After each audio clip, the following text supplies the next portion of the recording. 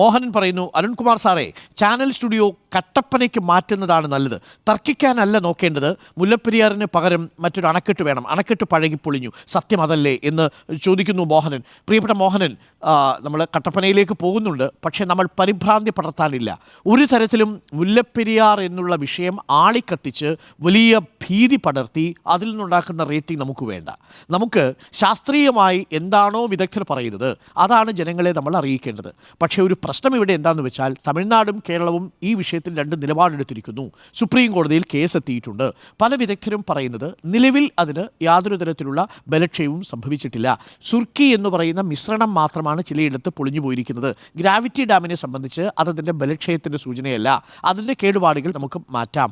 പക്ഷേ ഡീകമ്മീഷനിങ്ങിൻ്റെ സമയത്തേക്കൊരു ഡാം എത്തിക്കഴിഞ്ഞാൽ അത് ഡീകമ്മീഷനിങ് ചെയ്യുക എന്നുള്ളതാണ് നമ്മുടെ മുന്നിലുള്ള മാർഗം.